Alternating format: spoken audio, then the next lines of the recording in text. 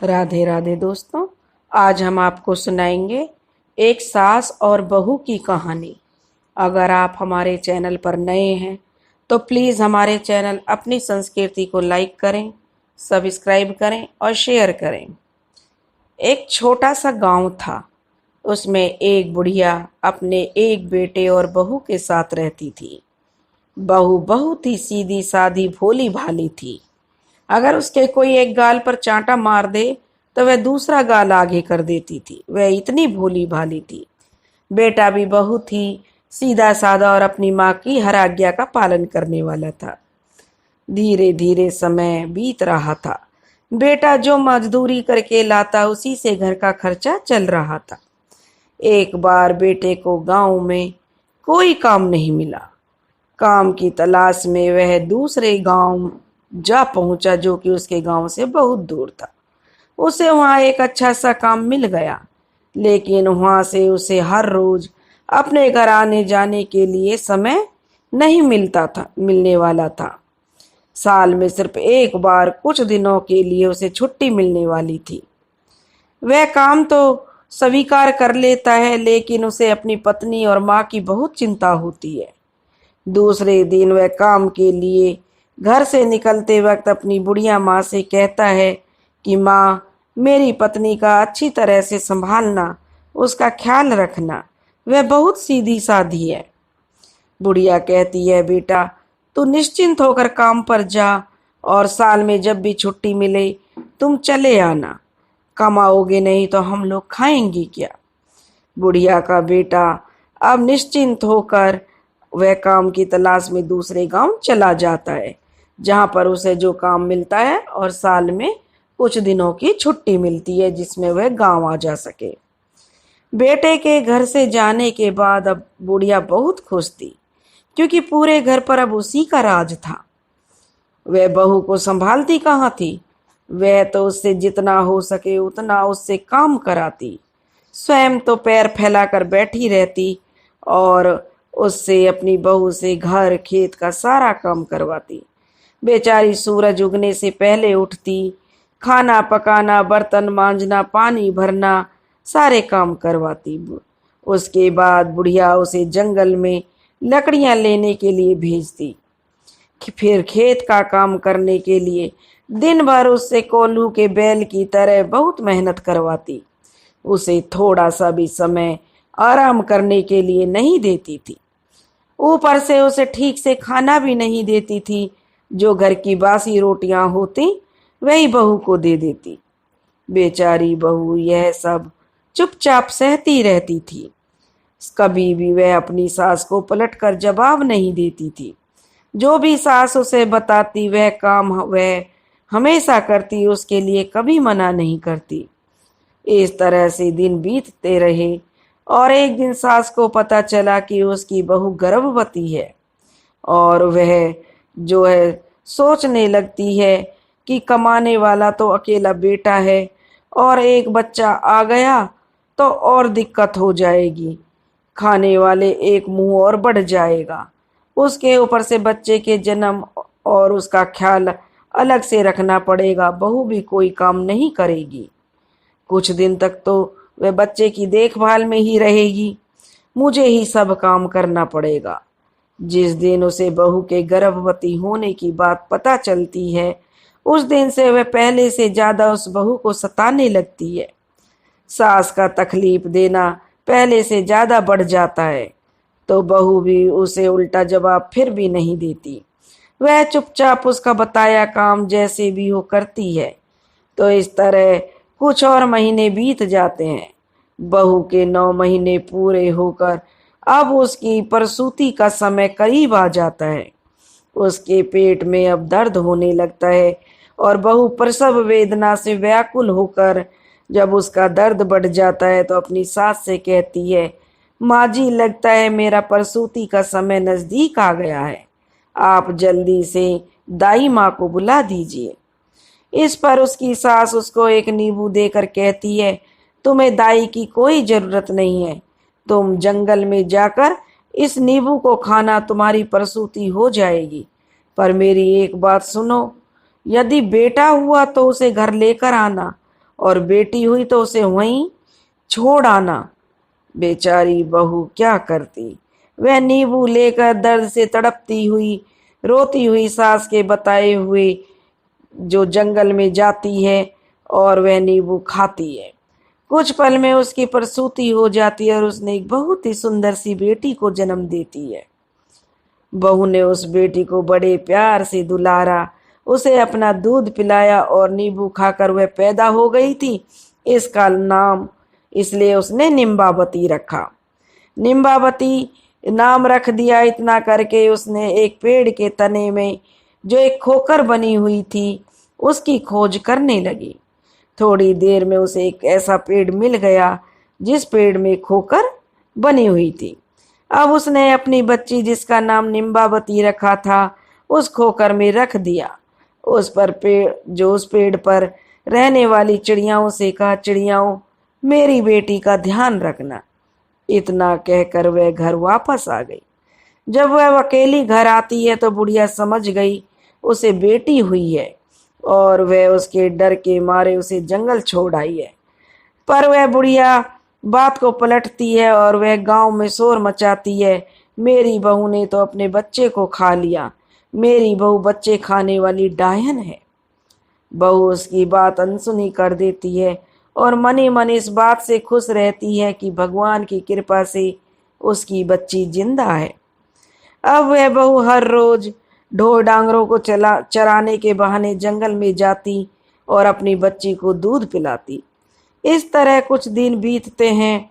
उस पेड़ की खोकर में निम्बावती अब धीरे धीरे बड़ी होने लगी।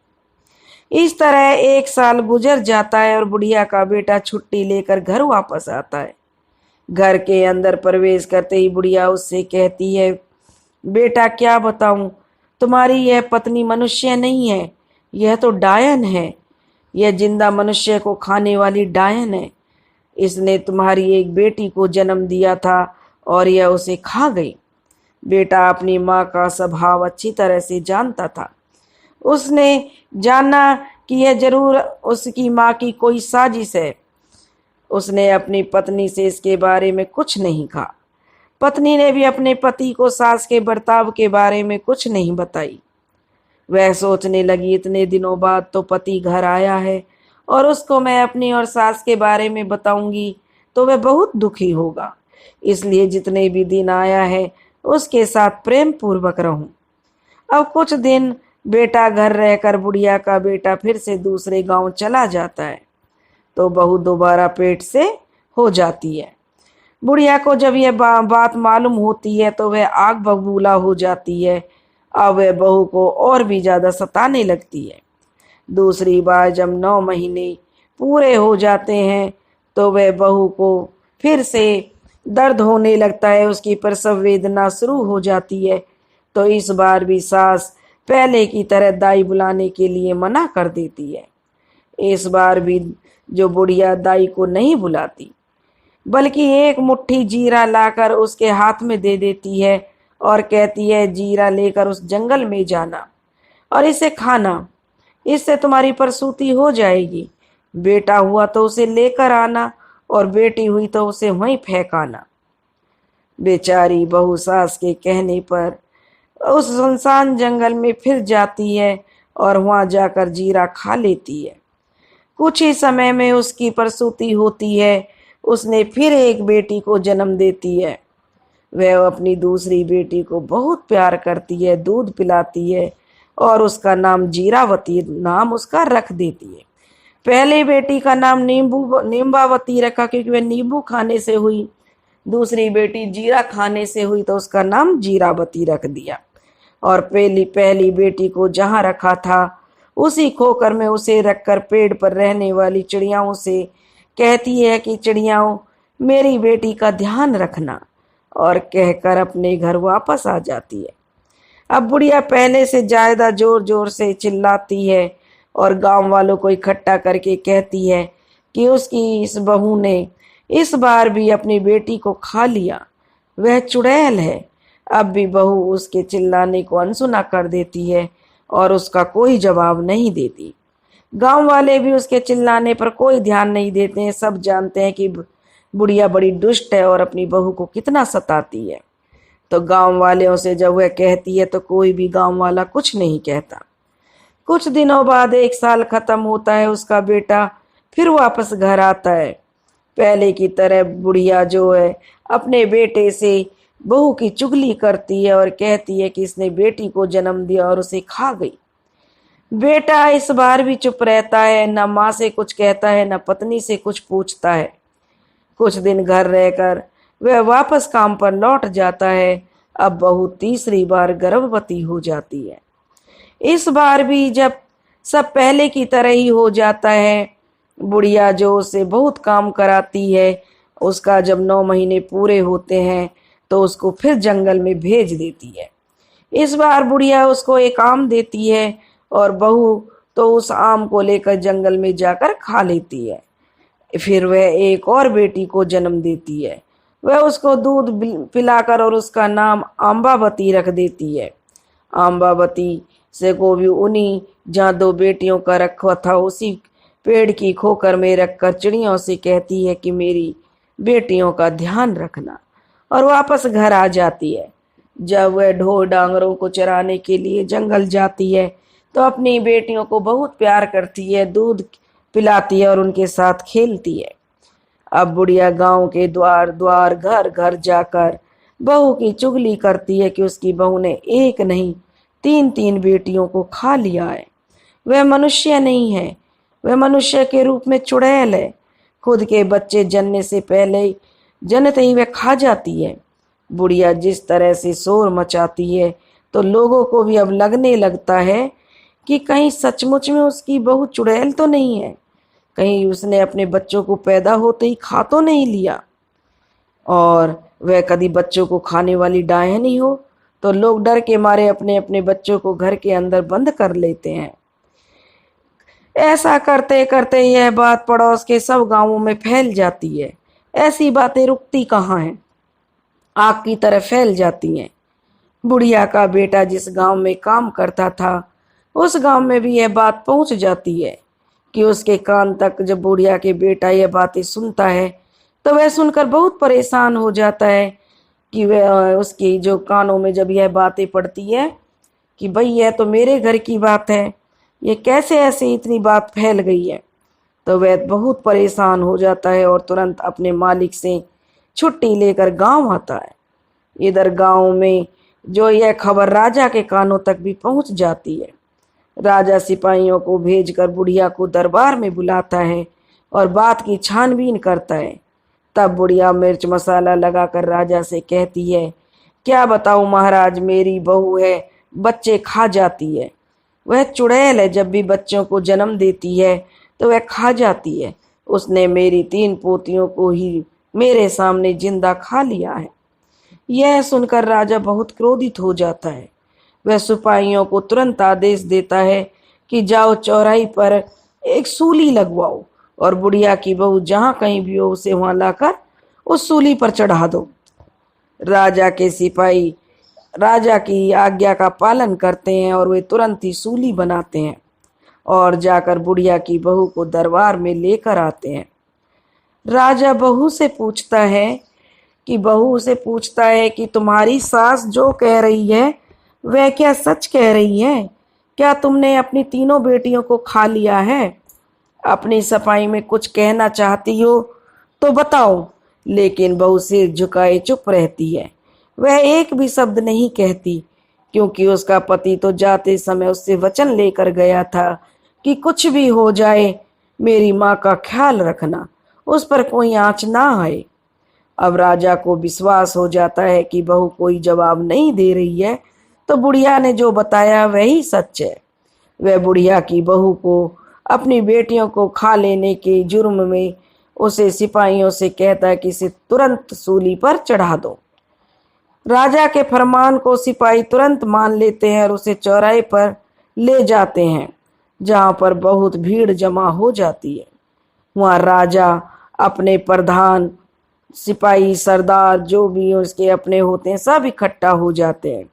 उधर बहू को सूली पर चढ़ाने की पूरी तैयारी होती है।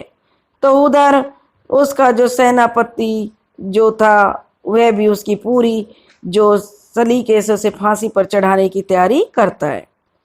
अब उधर उसका पति घर पहुंचता है बहू का। तब वह देखता है कि घर में माँ और पत्नी कोई नहीं है और घर पर ताला लगा हुआ है। वह बहुत परेशान होता है और अपने पड़ोसियों से पूछता है कि मेरी माँ और पत्नी कहाँ गई हैं। तब पड़ोसी उसे बताते हैं कि दोनों को राजा ने दरबार में बुलाया है। बेटा घबरा कर राजा के दरबार की तरफ भागता है और वहां जाकर उसे पता चलता है कि उसकी पत्नी को चौराहे पर सूली पर चढ़ाने के लिए ले गए हैं। वह बहुत घबरा जाता है और तेजी से दौड़कर चौराहे पर पहुंच जाता है। जब वह वहां पहुंचता है तो क्या देखता है कि चौराहे पर राजा, प्रधान, सिपाही, सारी प्रजा इकट्ठी हुई है। बहुत भीड़ लगी हुई है। कुछ ही पलों में उसकी पत्नी को सूली पर चढ़ाया जाने वाला है। वह तुरंत राजा के सामने जाकर खड़ा हो जाता है और हाथ जोड़कर प्रार्थना करता है, गिड़गिड़ाता है, महाराज दया करें, कुछ देर के लिए मेरी पत्नी को सूली पर चढ़ाने से रोक दीजिए। मुझे एक बार अपनी माँ और पत्नी से सच बात पूछ लेने दीजिए। यदि मेरी पत्नी अपराधी है तो मैं खुद कहूंगा कि उसे सूली पर चढ़ाइए। राजा अपने सिपाहियों को कुछ देर के लिए फांसी की सजा को टाल देता है कि और उसे उसके बेटा को बुढ़िया और उसकी पत्नी से बात करने की इजाजत दे देता है। राजा के सिपाही बहू को सूली पर से नीचे उतार देते हैं और राजा आदेश देता है कि जाओ अपने पति से बात करो। उसका पति अपनी पत्नी से पूछता है कि सच सच बता कि बात क्या है, नहीं तो तुझे मेरी कसम है। भगवान के लिए मुझे बिल्कुल सच सच बताना, बिल्कुल झूठ मत बोलना। लेकिन बुढ़िया तो उससे झूठ ही कहती है कि उसकी पत्नी ने तीनों बेटियों को खा लिया है। जब वह बुढ़िया से पूछता है तो बुढ़िया कहती है कि नहीं बेटा, मैं क्यों झूठ बोलूंगी, तेरी पत्नी ने मेरे आगे तीनों बेटियों को खा लिया है। अब बेटा अपनी पत्नी से पूछता और कहता है कि तुझे मेरी कसम है, सच सच बता। आज अगर तूने सच नहीं बताया तो बहुत देर हो जाएगी और मेरे पास पछताने के सिवा कुछ और नहीं बचेगा। आज मैं तेरा हर तरह से साथ दूंगा। मैं जानता हूं कि तू निर्दोष है, लेकिन मैंने ही तुझे वचन से बांध रखा था। आज मैं तुझे अपने वचन से आजाद करता हूं। पत्नी फिर अपने पति को शुरू से लेकर आखिरी तक की सारी बातें अपने पति को बताती है, लेकिन कोई भी उसकी बात को सच मानने के लिए तैयार नहीं होता है। सब कहते हैं कि ऐसे कैसा हो सकता है, भला इसमें क्या सच्चाई है। बुढ़िया ने तो इसे अपनी बेटियों को आंखों से देखा है, उसने खाया है, और ये जंगल में भला अब तक बेटियों को कोई जंगली जानवर नहीं खा गए होंगे, कहाँ वो जिंदा होंगी। तब वह बहू कहती है कि देखिए मैं उन्हें अभी बुलाती हूँ, और वह गाना गाने लगती है। निम्बावती मेरी प्यारी बिटियारी, संकट में मेरी रक्षा करना। जीरावती मेरी बिटियारी, संकट में मेरी रक्षा करना। आमवती मेरी बिटियारी, संकट में मेरी रक्षा करना। वह अपनी तीनों बेटियों के नाम गुनगुनाती है, जोर जोर से गाती है। बहू का खाना खत्म, जैसे ही बहू गाना गाना खत्म कर देती है तो तीन बच्चियां जंगल से बहुत तेज दौड़कर वहां आ जाती हैं और अपनी माँ से चिपक जाती हैं। उन बच्चियों को देखकर बुढ़िया और बेटे को सच का पता चल जाता है, क्योंकि बुढ़िया भी अब तक यही समझ रही थी कि अगर बेटियां हुई हैं तो ऐसी कौन सी माँ है जो अपनी बेटियों को फेंक आएगी। लेकिन वह बहू तो वचन से बंधी हुई थी, इसलिए वह अपने बच्चों को वहीं जंगल में छोड़ आती थी। राजा भी अब सच समझ जाता है, सब लोगों के सामने सच आ जाता है। अब राजा बुढ़िया पर बहुत क्रोधित होता है और पूछता है कि बता बुढ़िया, सच बात क्या है, तूने क्यों ऐसा किया। राजा को गुस्से में देखकर बुढ़िया की कपकपी छूट जाती है और उसे सच बताना ही पड़ता है। तो वह सोचती है अगर मैंने राजा से झूठ बोला तो राजा मुझे जरूर सूली पर चढ़ा देगा। अगर सच बोलूंगी तो शायद राजा मुझ पर रहम करे। सच बताकर और सच जानकर राजा जो सूली बुढ़िया ने बहू के लिए चढ़ाने के लिए बनवाई थी, उस सूली पर बुढ़िया को चढ़ाने का आदेश देता है।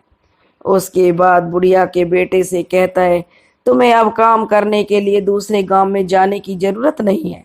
मैं तुम्हें इसी गांव में काम दे दूंगा और तुम अपनी पत्नी और अपनी बच्चियों के साथ सुखपूर्वक रहना।